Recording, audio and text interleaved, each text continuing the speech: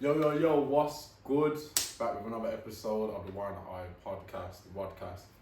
Your host, Kofi. I am here with a special guest, Mr. Hoopin'N'Lootin. This guy is sick, I'm telling ya. The jerseys, what he's doing for the basketball community, I don't think anyone's done it. Actually, you're like the only person that I think's doing what you're doing at all, let alone on your scale. And definitely, man. Elliot, how you doing, bro? Yeah, good, man. Good. Honoured to be on there. It's nice. Yeah? Ready to chop it up, man. Yeah. It's gonna be fun. So for people that don't know you, actually, like, how did we even meet? Because it was just like social media. Yeah. And, like, Yeah. stuff Social like that. media. You saw a couple of things. I mean, I know him through basketball. You've got a little bit of name in British basketball, so a few people have heard you. It was just seeing up in Manchester, looking around like we crossed paths at a couple of games without knowing each other, and that's just the way it is. It's a community, and it's meet people from that community. Definitely, and then we got chopping it up on the socials, and then we met here, and then we just started talking and like-mindedness. Do you know what I mean? Stuff that we was talking about, not just even just basketball, like bigger than basketball, life, mindset, mental health, all that. And I was just like, I definitely need to get this guy on the podcast because where you're seeing life, where you're coming from, can help so many people. Do you know what I mean? That's it, isn't it? And it's seeing what is beyond the social media. So I mean, it's not just fashion, it's not just basketball. There's more depth to it. Yeah, social media ain't even real, as we know. So for people that don't know, who is Elliot? Who's Mr. Hoopin'N'Lootin? Yeah, so I run a jersey store, obviously. But it started as a little thing I did in lockdown, got bigger and bigger. It first came from the love of jerseys, then a love of basketball, and just the two connected together. There's always been that little bit of entrepreneur in me, and it was just finding something I needed to do. We'll get into it later, but whilst I was out in Spain trying to find a new business, new avenue, and then it just kicked off from there. Luckily, with the community, people see what I do, the money goes back into the game. It's just kicked off from there. Sick. So, where did your love for basketball come? Did you used to play? Because you're not even from Manchester. We're in Manchester right now, but you're not from here. You're from down south. Yeah, I'm from down south. Like basketball for me. I did like basketball, but it wasn't one of my sports. I played cricket and football, and there wasn't really where I was much basketball. I did like it because it ran obviously Space Jam and late 90s, and it all kicked off from there. But it was more the fashion side of it, so I've always liked basketball jerseys. Then when I lived out in Spain, when I was in Spain, there's a lot of basketball on Spanish TV, and I saw a documentary, Best of Enemies, Lakers and Celtics, and it just got me into it there. Like the documentaries on basketball were just out of this world, and then it just like full flung straight into it. Definitely. So, you're from Guilford? Yep. What was life like growing up in Guilford? Because a lot of people might not have ever been there. Like, what was your upbringing like? I had a good upbringing. I was quite sheltered. I had good family environment, so I didn't really go through any hardships or anything as a kid. I was quite privileged and quite entitled from there. But I had different friendship groups, all here and there from different areas. So yeah, it was quite, for me, it's quite a standard upbringing. Just only cared about sports at school, got all right grades, but didn't go off and do anything with it, didn't go to uni or anything like that, just sort of kind of got straight into working. And then I worked in the financial industry for nearly 10 years. Okay. For nearly 10 years until I was like late 20s.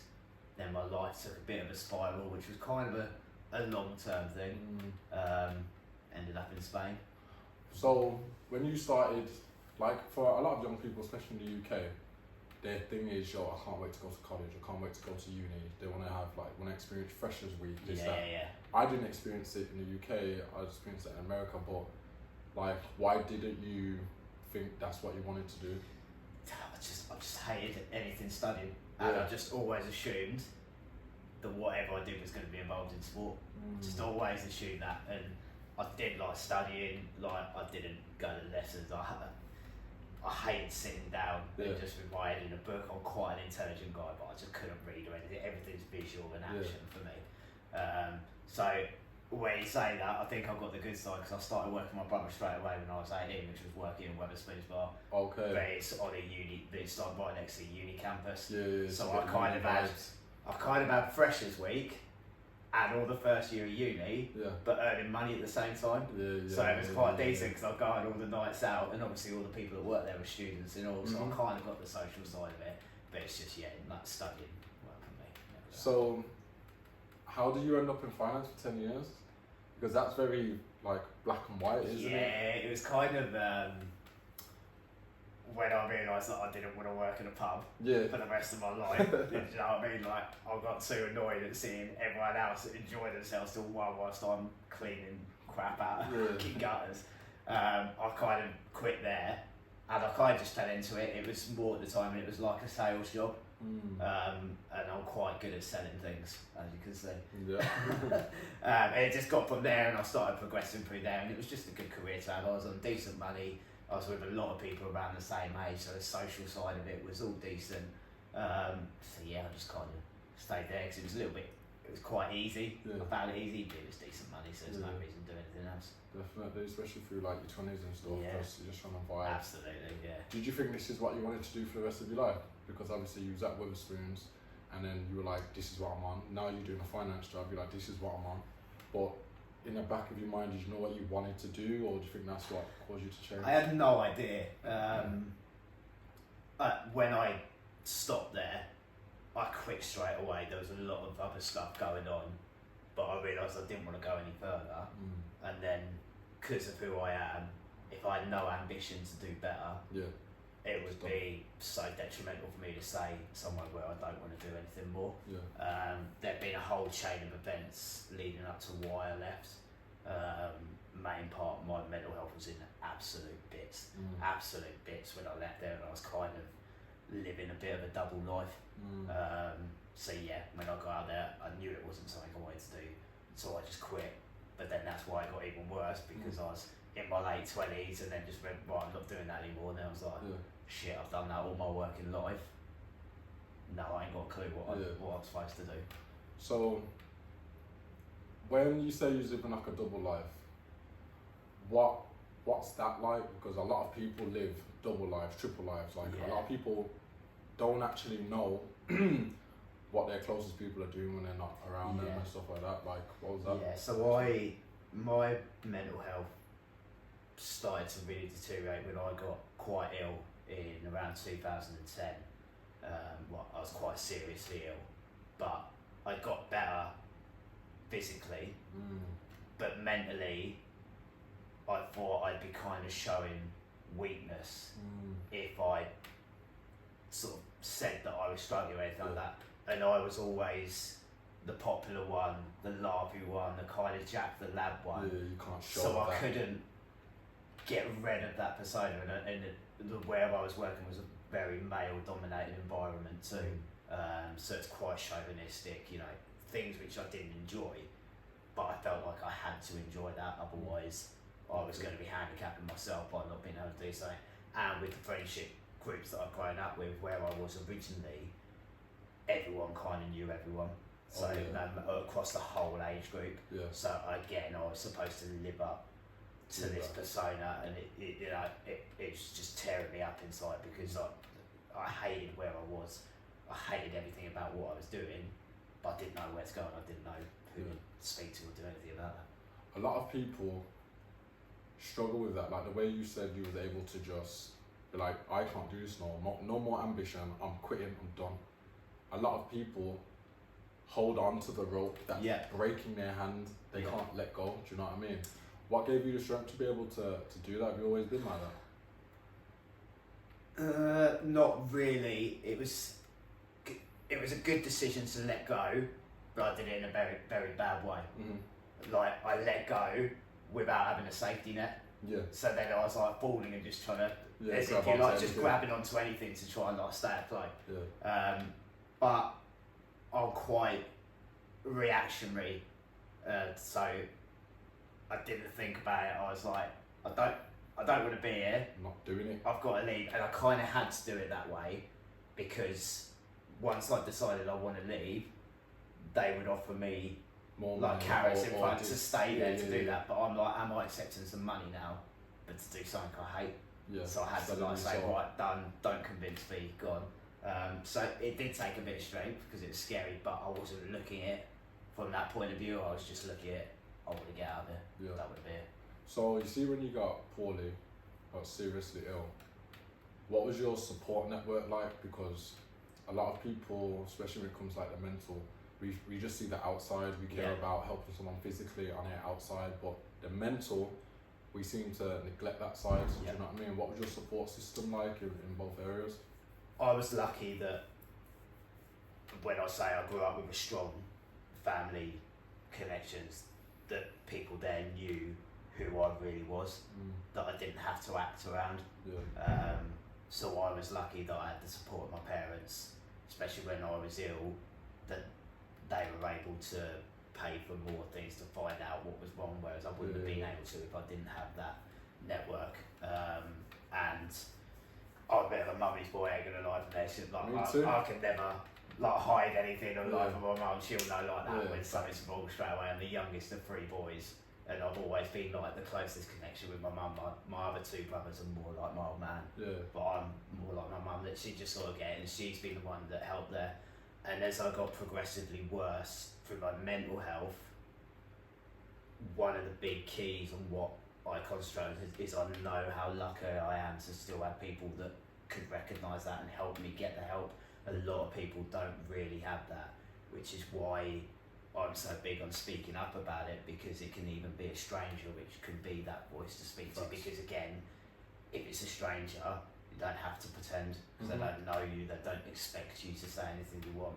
So I had a good network there who, without them, it's no exaggeration to say I probably wouldn't be in now, but they helped me. And when I say help me get the help I needed, it wasn't, you need to go to this place, you need to do that. It was an effort together. What do we think I need? So we kind of, as a family, all went away and said, where do we think the best place for me to go is? And then come back with those places. And we basically all picked out the same way, because they knew who I was, they knew what I needed. That sounds like a great type of like intervention, because normally it doesn't really go like that. So you see, when you felt like your mental health was getting worse, was you conscious of what was going on, or was it like a snowball effect and it's just, you just in it? Because a lot of people struggle with that. I was, and I was aware of how unhappy I was, so I turned to taking drugs, not to get any highs or anything from that, but to purely block out any feelings, because I knew how much my life had tumbled, and I felt like I was letting a lot of people down. So I thought the easiest way of this is to just block everything out, shut myself away, not communicate with people or anything like that. So I knew that my mental health was bad. What I didn't know, and what you don't realise, is you become very selfish, and you don't realise sometimes how much you're affecting others by you hurting. Like people which you're close to, if you're hurt, then they're hurt. So what was the outcome that you and all your loved ones decided to come up with? We agreed for me to go to a trauma rehab in Spain, because where I said I turned to drugs, I wasn't in the grips of any addiction or anything like that, but that was the only route it was going to go. Like the only thing if we're going to do was that do more. I'd become depressed. I didn't have suicidal thoughts, but I didn't want to be alive. I felt there was no point in me being here. Like I don't contribute to anyone, I don't help or do anything, I'm just a burden on people. And part of that is is where I say my brothers, and it's no fault through their own. I got very jealous of how successful they were, and also in terms of them having families. So when we'd like attend like family dues, there'd be 2 brothers married, both with 2 kids. My mum, my dad, me. And you know what I mean? Like these are all people I love, and my nieces and nephews. I shouldn't feel a bit jealous. Or animosity. I feel exactly. Like I want that too. And I got horrible guilt out of that. Because I was like, that ain't right. I shouldn't feel like that. So we all agreed for me to go off to Spain, because it was, like I say, it was a trauma rehab, so it was to identify what's gone wrong in my life and why I felt those feelings, and acknowledge basically all the shit I've been through, not brush it off, because I always thought if I'm moaning about something, someone's worse off. So I haven't got any right to moan, because I could be speaking to someone who's had to live with cancer or something like that. But it was learning that you're completely entitled to feel How you whatever feel. you feel. Mhm. That is your feelings, and Yeah. you're allowed to feel that. There's nothing wrong with it. But it was learning to manage those feelings. We all thought that I'd go that way because a lot of other programs are geared around like 12 steps and stuff, which works for people. Do you know what I mean? I'm not going to put anything down, but it wouldn't work for me. It sounds like a really arrogant thing to say, but with 12 steps you have a higher power, where a lot of people turn to religion, but I don't believe in religion. So I thought my higher power was me. I was like, if someone's going to make me better, it needs to be me, or I need to take responsibility. So yeah, we went out and did that, and so I was due to be there for a month's worth of treatment after about 3 weeks, and when I got there, I was still saying in my mind, I'm at rehab. That's what I was saying in there, and again, that made me feel like a bit of a failure. So I said to myself, if I'm going to be here, I'm going to be here once. I don't ever want to be here again. I don't want to say to anyone I've been to rehab, like, I'm going to get better and get out of it. After about 3 weeks, they asked me if I could come back and volunteer.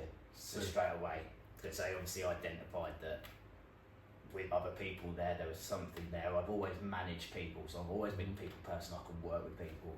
But I think it was just a dedication, which I showed because I didn't ever want to be there again, that they were like, come back, and then I ended up working there for around a year whilst I was in Spain.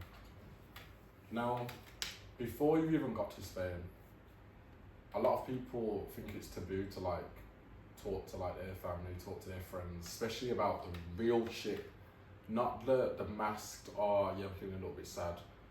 You know when people say, why do you feel sad when all your family's around and they've got kids and married and blah blah, talking about the guilt, talking about the animosity. What was that like? Do you know what I mean? Like, because you're talking to your loved ones, you feel a little bit guilty, you don't know how they're gonna judge you or feel. What's that like? Because they're the real steps that help you actually get the help that you need. It's hard to do.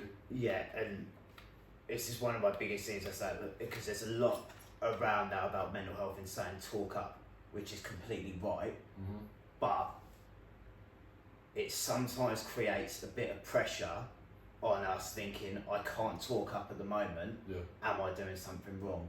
The key is to know there's something wrong and to talk when you feel like you can, which is why I'm quite big on saying it can be good to strangers, because no one wants to admit that they're struggling.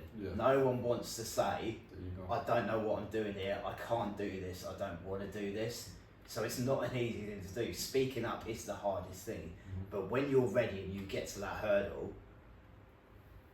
99 times out of 100, you're going to feel better for once you've done it. You're not by saying feel better in the whole thing, but it's going to be a weight off your shoulders.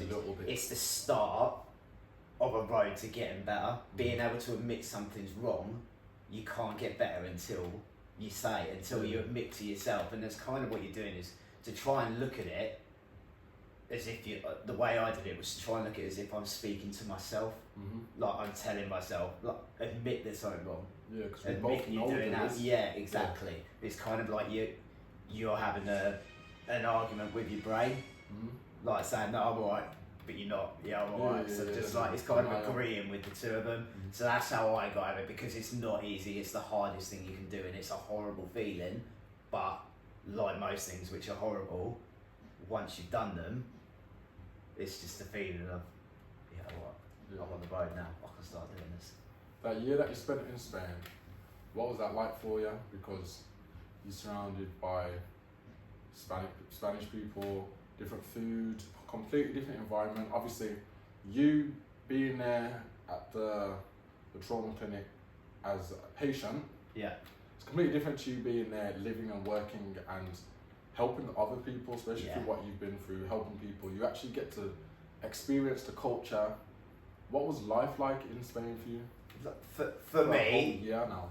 For me, it was weird. So it was actually 3 years I stayed out there for, because then we went into lockdown. And the rehab closed down, but I stayed out there studying and living because it was so much cheaper than to come back here and study. But I love my own time, which is one of the times when I noticed when my mental health was suffering, was I couldn't spend time alone. Yeah. Because there was just every thought going through my mind. I couldn't do it when I said I was trying to block out every emotion.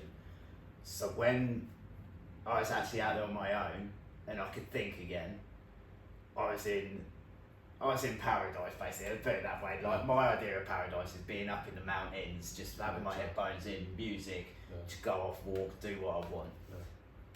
That was paradise for me. It was hard seeing what other people were going through, because there was people with full addiction, all sorts of addictions, so eating disorders, drug, alcohol addiction, PTSD from people with violence. So it was because it was a trauma rehab.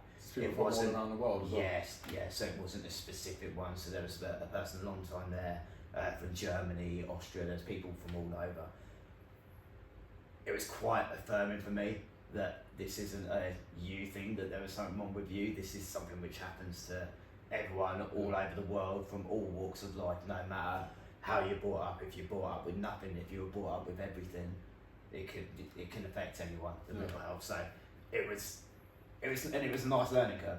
It was good, but in terms of living there with other food, other people, it is what it is. It's annoying that I couldn't speak Spanish, because especially where I lived was like a little village up in the mountains. Oh, there's no English. So there's no English at all. I know. And they've got their own little dialect too. Yeah. So it's just like, and the only thing was every Spanish conversation just sounds like they're having an argument with each other. They're just shouting an argument and all they're saying is good morning. You can't even sense the different tones because I read off body language and I'm just like, why is this geezer shouting at me when all he's saying is, do you want some fish or something like that? But yeah, it was a completely different experience. I loved it out there because I was in the position to love it. It was kind of like my eyes were opened again. It sounds like a bit of a cliche thing to say, but it's like I could actually notice things which were around me instead of being in my own little head, in my own little bubble. You know, you could see it was there, and I needed a break from where I'd got away from, because before I went to the rehab, where, like I said, where I lived was very sort of incestual, where everyone knew everything and rumours got turned into truths and things like that, people trying to cover their own backs to get me. I kind of needed to make a clean break, because I realised, partly through my own fault, partly through not, that I'd got in with the wrong people, and wrong people which I needed to have a clean break from. So it was nice to not have any of those worries in the back of the head and just make a clean break, basically. In all that time you was there, did you learn any Spanish? Could you hold a little bit of a I can conversation? read Spanish quite well. Because I'll go back quite a time, because I've made quite a few friends out there. When I go back, I realise I know a bit more than I think. But the problem is I only know like words for things, and because I read it, I don't know how they're pronounced, and I can't put things together. So I can point and say what something is, but trying to put sense, I've got no chance. That's mad. So while you was out there, where did your love for basketball come? Because you said during lockdown you're watching basketball documentaries and stuff. So there was a lot out there, and in Spain, in every little village, even though there's kids and grandparents, because all the parents go off and work in the city in Malaga, there's fresh basketball courts in every little village, and not even the kids ones for the schools. They'll have the ones in their schools, but literally a 2-minute walk from me, they'd just been completely redone, 2 full basketball courts, floodlit, with stands, like it was the like spongy ashtrays, so just proper. Just completely redone, full nets on there, full boards, and no one ever used them. So it's like, well, I'm just going to start using them every day, my little bit. Do you know what I mean? I can shoot a ball because I can play sport, but I can't do anything else. I don't pretend to do anything else. So is that where it started? You just saw basketball courts that looked brand new and stuff, and you were just like... So just went and bought a cheap basketball. Every day I'd go and put my headphones in, just go and throw some shots when I was there. And then you start seeing it more and more on TV, because it was obviously the Spanish commentary, so I didn't understand the thing. But then obviously because of Netflix and stuff like that, I could go and watch all the ESPN 30 for 30s and stuff like that, and that gets you the history of it going more. So then obviously I started liking it, and as soon as I like a sport, I'm like, well, I've got to go and deep dive in. And then the basketball jerseys were just the fact, because I was in Spain, I really wanted a basketball jersey. I couldn't find anywhere to buy them from. So I was like, if I can't buy them, I'll run my own store and I'll start buying and selling them myself. Do you think that's where your entrepreneurial mindset and history? I've always had it there. So when I was like 15, 16, I was one of the biggest sellers of those little Corinthian football figures with the big head. Of course, yours. So I used to have like a stand at the convention at Villa Park, Nice. at the whole end. So yeah, it started when I was there because I was buying and selling them on eBay. I used to get chucked off eBay every week because you had to be 18 back then. Yeah. And that was back when you sold something, they sent you a check. Yeah. So you had to wait for the check to clear and Nice. get it in the post. But it was cool and I liked it because you were at like the auctions and stuff. And everyone that collected them, the proper ones, were like 50-year-old men. Mm-hmm. And there was like a 16-year-old, like 15-year-old kid coming in going, yeah, I'll draw 500 quid on that one figure. And he's like, oh, what's this kid doing? But I like someone, and I used to go out to Chelsea training ground when we were on study leave and just get shirts signed, start selling them all. So like the most money I ever had was when I was like 15. So it was always there, hidden away. But then you go through the process that my old man worked in finance all the time, so it was like, well, I've got to go and get a proper job, do that sort of like. In no way did he like stem the creative side or say you got to do that, but it was just like at that time growing up, that's what you went and did. You went and got a career, and I was like, it wasn't the way it is now where creatives are encouraged. It was just sort of that's just what you went and did. So what was your method to getting it to the level it's at now? Because a lot of people, when they want to start stuff, they've got an idea, but like, how was you able to formulate a plan, a plan that could actually work while in Spain? It grew organically. So I started just doing it, and when it started to get more and more, I'd buy the jerseys, source them through wherever, through all sites fashion, and I'd get my idea, would package them up and send them from the UK. Okay. So I'd do everything from my end, but then I always like came back. I'd always used to go back to the UK at least sort of every couple of months, so I could always like reassess where I was there. But it all started as it would just be a bit of a side hustle. So when I got back to the UK, I didn't have to rush into a job straight away. I had a bit of money coming in, so I didn't have to like worry about it. And then it just started getting bigger and bigger and bigger.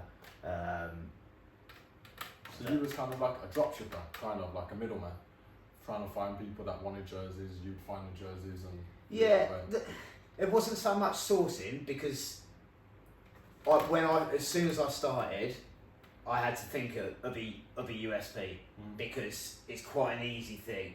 It's not an easy thing. It's seen as an easy thing to just go and buy something and sell it. Yeah.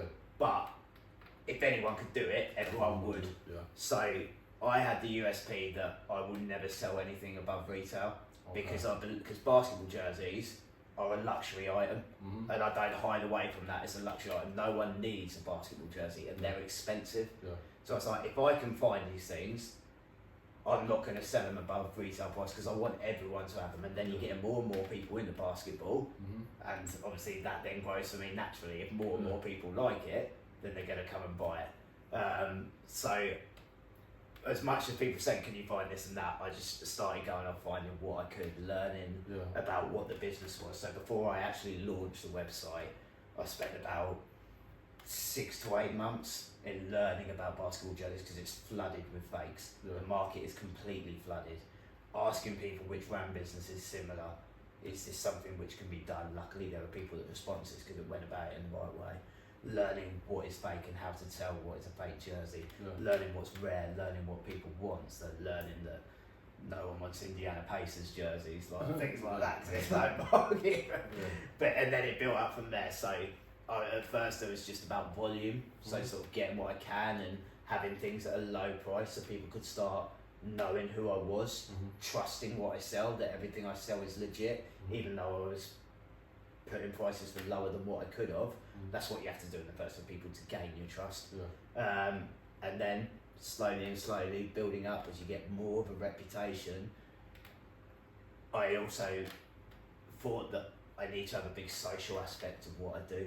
So I've done a lot of things with mental health and openly talking about it, the struggles that I've been through, because I'm turning into more of a brand than just a person that sells jerseys now. H&L is known as a brand and then giving out kids jerseys, but the mental health side was like, if I've got a voice here, which I never asked or wanted, I'm quite good at speaking in front of people, but I absolutely hate it initially before I get tremendous anxiety, like before I go and do stuff. So it was counterbalancing. You've got a platform here, kind of got a responsibility to do it because of how much people are slandered at the moment. Like, I can imagine it's terrible for a kid at the moment. Everything we see is just middle-aged people saying how soft kids are these days, how this wasn't around back in their day, etc., etc. Yeah. So I was like, I've got a platform now. I've got to do something about it. Yeah. If we don't stand up, who's going to? And more and more kids are going to feel worse and worse. Definitely. What are some of the challenges you faced with starting your business and stuff like that?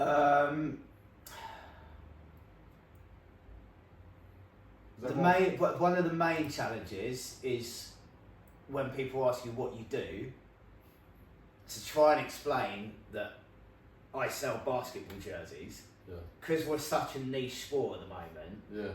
Pete, it sounds like a bit of a joke. Yeah. Like if I say I sell basketball jerseys, like, alright, what's your proper job? Yeah. Like kind of thing. Like, how can you earn any money from If you selling sold Premiership football jerseys, they'd be like, or shirts. They'd be exactly. They'd be like, well, I get that. Oh, you own a store or something like that. And I'm like, no, it's an online store. But obviously, people can come in now. But before, it's an online store. It's hard, and it's hard to get recognised. I found it a lot when I worked in the finance industry, is because of my stature, which is not a big bloke. I'm skinny.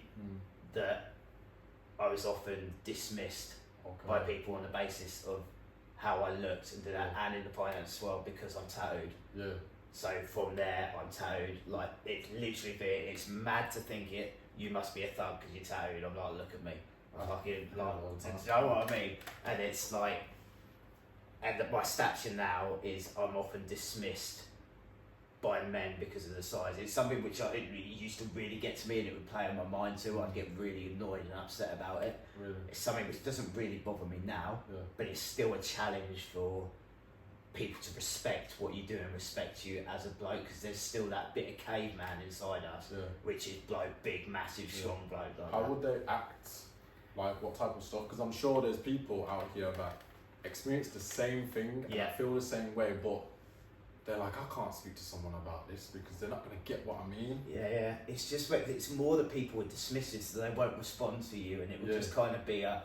The biggest way to tell is if there's more than one person. So if it's anything where you're at an event where you're networking, and say there'll be 3 people, like someone will introduce you, and you'll say what you do, and they're like, oh, like they literally turn and start speaking to you, nearly to the point where they're backspace to you, and you suddenly feel like straight away, like, hang on a minute, like you don't. But these people don't realise that they're doing it, and that's a big thing about realising. Is a lot of the time that someone isn't meaning to disrespect you, but they don't mean to, but it's you that's got to go over that. Right, they're not meaning to disrespect me, let's do that, because I got like it. Look at the size of me when I go and meet players and stand with teams. I said it to you when I've had to stand with teams. I look like a school kid that's won like the mascot competition to go and get your picture taken with the team. But like, do you know what I mean? I'm 5'7", so if I'm standing with 6'6", 7 foot people and I got annoyed about it, I couldn't do it. But it's just but it's understanding that and getting over it. And the other barriers is more specifics of jerseys. The markets are flooded with fakes, cheap options, which are fine. And I said it to everyone, if you want to buy a fake jersey and you've only got 20 quid, go and do it. It's brilliant, because someone's going to be wearing that jersey. Someone's going to see someone in a basketball jersey, go online, go, I need to find a jersey, they'll find my store, they'll come and buy it. And like I said, they're luxury goods, they're expensive. The problem we have is when people sell fake jerseys as if they're real, and they know they're fake jerseys, they're charging people, ripping people off. And it's hard to, I specifically won't spend money I don't have on the business, so I don't have big marketing budgets or anything like that, so I won't borrow money to do it, because I don't want to get myself in trouble, because it's not a fixed business where I can project sales or anything like that. So you just have to be careful. And then the biggest thing, which brings the biggest amount of stress, is that you control everything, which is great, but you're the admin, you're the PR, you're the photographer, you're the sourcer, you're the customer service, you do everything, it's 24/7, which I love. Yeah, I was about to say, there's a positive. Yeah, absolutely, and it's remembering the positives. We was just talking about that. Exactly, that's why I pinged in, but it reminded me, because that's what a lot of people don't see behind the scenes, is actually the work that goes into it. It's not that I get a jersey, stick it on eBay, get some money. Like there's the amount of work which goes into the promo, or the emails, the website, the app, things like that. Like this is all me doing it. I haven't got the money to go and pay someone 16 grand to go and make an app for me. Sometimes that's the best part though, because I listen to a lot of like entrepreneurs who are doing really well, and they say usually it's best to not throw money at something, because you need to learn how to actually do it. Yeah. Stephen Bartlett talks about like when he got large investments, ruined it every single time. When his business actually really started to grow was when they had nothing and they had to really like make it work. Yeah. You know what I mean? It's that thought of after you've done it too. Oh. That like when you look at something and you see that was all completely me. Like you did that from scratch, and it's like mad because I've only been going for like 2.5 years since I actually officially opened the website, and I can look at things I did back then, and it's mad. That's just all the affirmation you need. It's like this could go tits up in 3 months. It could go completely tits up, but I could then still look back and go, well, you built that up from absolutely nothing, from buying a couple of jerseys on eBay, from having a small rack of jerseys there, half of them were fake, to now going and you've got your own studio, you're sitting on podcasts, you're known in the British basketball circles, you're asked to come to games, etc, etc. It's a mad feeling to feel you created that, and it all comes back to the mental health, because it's finding a community where you're accepted. Do you know what I mean? You get every walk of life in this community, people from all over the world coming, all different, and you're accepted, and people love what you do and back up what you do, and that's all you ever want in life, is to be accepted to do your thing. 100%. So how would you say being independent and chasing your passions can rescue your mental health? Because obviously you found a community, but like a lot of people are stuck in certain situations. They're scared to, you know, when they talk about you've got your 9 to 5, but then you need to work on your 5 to 9. Like how important is that 5 till 9 in terms of your mental health? Just taking your life down the path of what you want to do. It's everything, because that's the part, you know, the phrase is always work to live or live to work. But the reality of it is we all have to work to live. But that chance at the end of it, the live to work part, is your chance to work on something that you really want to do, and nothing's going to come straight away. Like it will happen to the odd person, they'll have the stupid invention which goes mad. I'm learning that now.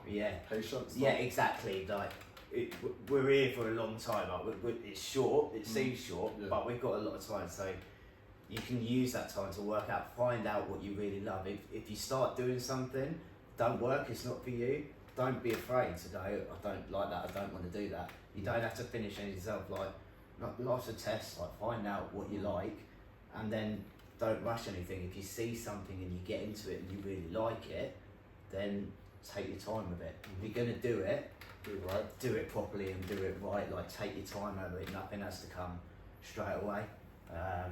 So yeah, that's the biggest help for it, is don't think, if you're working that 9 to 5, don't think that that's the end of the world. Use that as, right, I need to do that to support what I want to do. That's fine to be there. But then I can do the other bit on the other side. Whereas I did the opposite, which is saying, I don't want to do that, I'm going to scrap that. And then it just, like, then I just fell off a cliff. That's what I'm like. I'm like, you know what? Mentally, I can't even do that to support what I need to. I just need to just go straight into it. But everyone's different. Absolutely. I think it's tough now in this day and age where everyone's so obsessed with money, rather than the process and creating something good or great that's wholesome. I think they just care about like a quick fix, and they just want to be paid.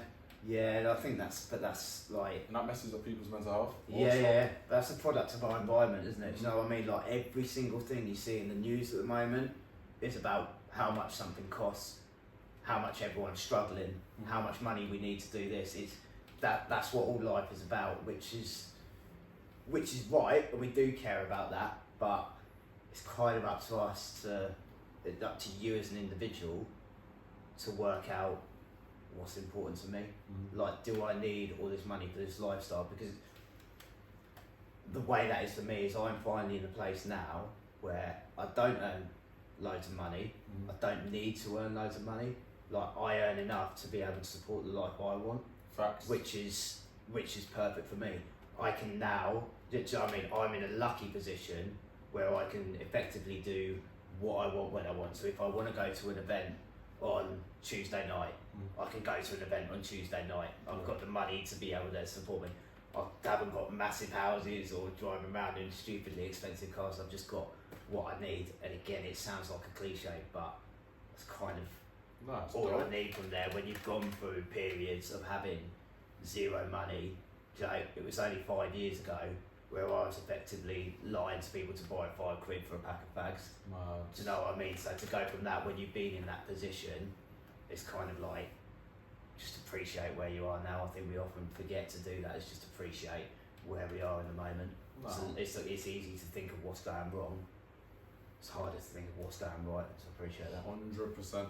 So you do a lot. You do a lot for like giving back. Right now, I'm looking at how many children's jerseys, kids jerseys you've got, and we've got WhyNotI KJ Skills Basketball Camp coming up, and you're going to be one of our partners in supporting some of these great young hoopers, just in loving basketball and wanting to keep playing it. Yeah. I talk to kids now, and they ask for any advice, and I'm just like, basketball advice. They think I'm going to tell them how to make the England team or jump shot or something. I'm like, do you enjoy playing basketball? They're like, yeah. I'm like, when do you play? They're like, after school in the park.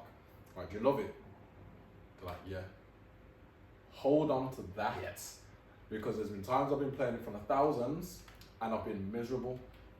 I have more fun now in the park on a Sunday, 11 a.m, buy myself some headphones, like when I was 11, than playing in front of thousands. So I was like, bottle that. We want to have people that love the game. Yeah. Do you know what I mean? Because then you'll push it, you'll help it, and you're doing great with these kids' jerseys and stuff like that. So tell us about, like, where did that start from, and like how you doing that? So the kids' jersey started at Christmas time. So at the start of December, I had about 4 or 5 kids' jerseys where people had sold them to me as adult jerseys. Okay, so I just had them lying about, and I don't sell kids' jerseys. So I put up a competition and put up a tweet saying, get your kids to draw me a Christmas card, and I'll pick out the 5 best ones, and I'll send them a jersey. I've got so many entries coming through, and I was getting like entries from like 9-month-old kids, which were just scribbles, up to 15-year-old kids, which were art students, and stuff like that coming through. So I'm like, that's crap. I'm like, that's great. Yeah, how am I supposed to say to a 1-year-old, your little spaghetti man ain't nothing on this self-portrait of Michael Jordan, you ain't getting a jersey? So luckily I had contacts to be able to go and get kids jerseys, so I started buying more, and I think I ended up giving away, I think it was around 93, 94 kids jerseys. So every single kid that sent in a Christmas card got a jersey through. Wow. And it just kind of went all around the community. It was seen everywhere. So then I got the idea, and it was seeing all the pictures which sent back of these kids with their jerseys, getting them for Christmas, because they're not things which parents can afford to give their kids. I mean, the jerseys are retail for like 65 quid and above. So if you're buying that for a 6-year-old who's going to grow out of it in a year, parents can't afford to spend that money. So I started thinking that when I was getting all the pictures back from Christmas, I was like, well, if I can get these jerseys, then why not start doing something to get them around the UK, to start getting kids in? Because we all know what it's like when we've got our first jersey, and no matter what sport you remember it. You ask any old man now why they got into basketball, most of them are going, well, I got my Michael Jordan Chicago Bulls jersey when I was that age, so we all remember it. And I was at a BBL game, and it was the half-time thing, and there was like a 6-year-old kid which came on the court, and they were like, if you make a half-court shot, you'll win a mini basketball. And I was like, this ain't right. I was like, that the point of giving away prizes is that they should all win it. So I started going around all the BBL clubs and like giving out jerseys, just chucking them into the crowd, getting kids who had to come on and do a layup. So I've been all over the country. I've been down in London a few times, up into Glasgow, Bristol, Leicester Riders. And you know what? As a person who loves sport, being able to get on the court when that crowd's in there and having played different sports in front of crowds, it brings back that little child in me, like thinking what the atmosphere is like to be playing there. Because like I say, I'll get proper nervous before, but it's still that sportsman's mentality when you get on there, all those nerves go, and you're just like, this is where I want to be. So yeah, I'm just doing that more and more, so it's going to be continuing to go.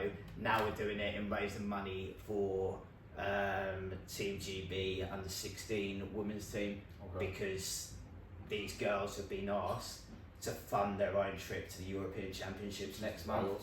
So I don't have kids, but it's like I said, I could never imagine saying to my daughter, you can't follow your dream and represent your country because we can't afford it. And all the work they've put in to be good enough to even go. Exactly. And like that made me angry.